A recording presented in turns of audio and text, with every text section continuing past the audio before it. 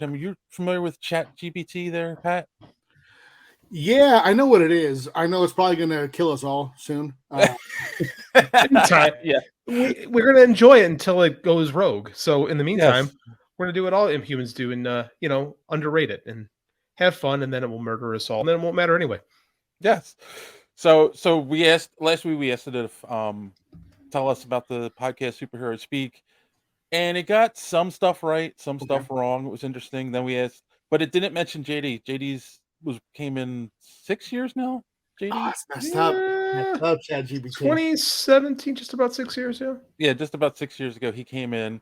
It mentioned the original third host, and then so we asked it directly, who's JD Oliva, and it got a couple things wrong, but a lot said a lot of nice things about it. Yeah, it was wonderful. I support the AI because it's floating my ego, so that's a good thing. So until it kills me. I asked it actually right before we logged in, who is Pat Shand? Oh Jesus, okay. Now I'm kind of curious how much of this is still correct. Okay. Pat Shand is an American writer, editor, and teacher who has worked in the comic book industry for over a decade. He is known for his work on titles as Robin Hood, Charmed, Van Helsing, and Grimm Fairy Tales, all published by Zenescope. Shand is also written for Marvel, DC, and Boom Studios. Already one wrong thing there. Okay. In addition to his work in comics, Shand has also written novels, short stories, and screenplays. He currently teaches writing at St. John's University in Queens, New York. No. I know you don't live in New York anymore, so I do live in New York. Okay. But I don't currently teach, and I've never taught at St. John's University. That's hilarious. I wonder where, you kind of wonder where this stuff comes from, because I know all the information came from the internet, but you kind of wonder, where did it come from? I do wonder where it comes from. I wonder where. I mean, a lot, like the DC thing. I've never written for DC. I don't know where that comes from, but it's interesting. You did write Spider-Man, right, for Marvel? Yes. Spider-Man, Thor, Iron Man, Guardians, and Captain America. Yeah. So I read Spider-Man. That's how I know. So yeah. Interesting. What did you write for Boom? Boom, I did an Adventure Time comic story. And them not mentioning Kickstarter is crazy. I kind of feel like the AI probably has only access to certain sites, and certain sites block it, so it doesn't really analyze everything, Right. But yeah, very interesting what it had to say. Yeah. Didn't for me either with Kickstarter, because I ran 7 of them and it never mentioned a single one of them. So I think you might be onto something there. Yeah, because I feel like if it was pulling from either Kickstarter itself, certain sites, or even my social media presence, it would have probably put that in as the main thing right now. Because the teaching, I've spoken about here and there, but I mean, I think the only site that mentions me as a teacher still is probably my my wiki entry on the Charmed wiki page. But I don't see it anywhere else. Raven Gregory says Pat is looking quite pink today. I assume this is someone you know. Yeah, Raven is he is a former writer. He retired in the mid 2010s. He used to be known for stuff like Wonderland from Zenescope. Okay. He is now a let me see, negative Z-list comedian. He's a friend of mine. We have an ongoing social media beef, and yeah, I mean, I would say I don't even need to roast him back. Anyone just go to his Facebook page and see his latest post today. His entire social media presence is a dramatic self-own. Cool. All right. We'll leave that over there. Welcome, Raven. I'm glad you're watching. All right. You're not welcome, Raven. All right. Here, bro. Speaking of social media, actually, there is a segment that we do. I'm going to stick with it. I know, JD, you're like, why? We have a guest. Whatever. We have a segment called Social Media Madness where we interact with our fans, especially the ones who tweet, and they respond to stuff we've talked to. And actually, I like the first one's a good thing to mention. Kassan Warren, one of our biggest fans, just mentioned we talked about the Super Mario movie a couple weeks ago. We did a review of it, and it is the first animated movie to hit $1 billion. Really? Did you see it, Pat? No. I mean, the first ever. Yeah. Yeah. So this is the biggest animated film of all time. Yes. Yes. That I mean, if you asked me if it was in the top 300, I wouldn't have said yes. That's crazy to me. It's Yeah. killing it. Really? Mhm. Yeah. I It's. mean, I think it's Kassan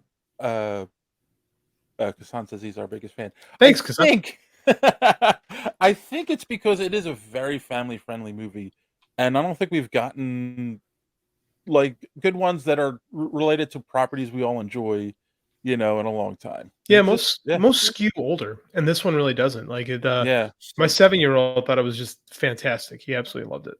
My So. granddaughters loved it. They're both 5, so yeah. interesting. And I know that people love Chris Pratt too.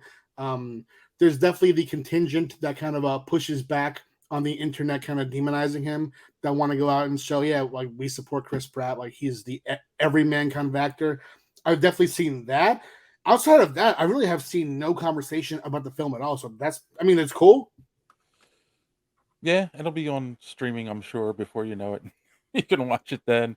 But yeah, I mean, Yeah. it's just fun. It's like you don't go to it expecting any kind of deep storyline. It's Yeah. just a fun Mario adventure for Yeah. an hour and a half or whatever it is. Yeah, so Perfect kids movie, really. yeah. Sick. All right, cool. Of course, we talked about the upcoming Ahsoka trailer. Well, Ahsoka show, the trailer for it. To which Don responded with, "It was excellent. This will be another smash hit for Star Wars." Huh. And I then hope so. Gassan chimed in with, "They hit the right tone, the right casting, and the right action. The scope of the story is impressive. The dialogue sounded good. I almost feel like Disney has discovered a long kept secret. Good writing makes good movies." It's a bold take. Do you agree with that, Pat? Does good writing make good movies? It can, sometimes a bad cast can turn what feels like good writing into clunky lines, but I'd say so, probably. Yeah. I haven't seen this trailer.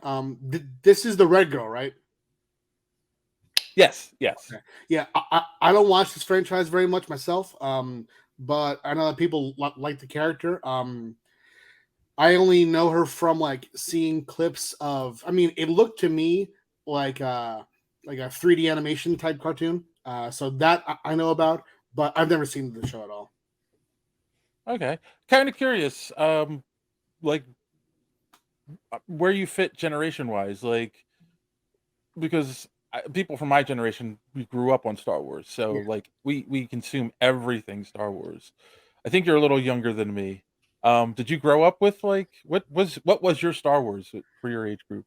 The prequels were my Star Wars, but I didn't like them. I went to the movies and I tried to watch the first one, and I ended up playing Game Boy during it.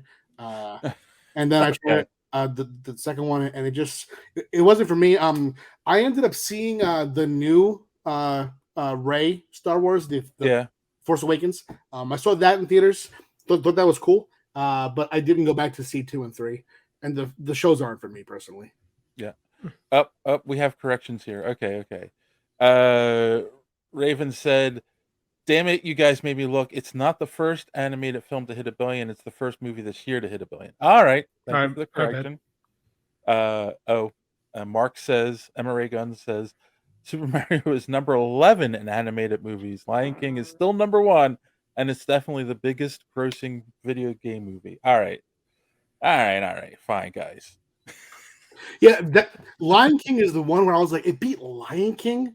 Yeah. I would say Lion King and Frozen are the ones that I would say have to be at the lead. Is But Lion King's one of the ones they re-released a couple times though, too, right? And they count all of that. Like if they re-release yeah, it for an anniversary, they count that in towards the box office. Hmm.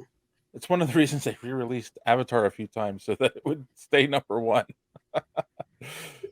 See, if you could put Raven's most recent comment on the screen, real quick. See, this is why Raven is a negative Z-list comedian.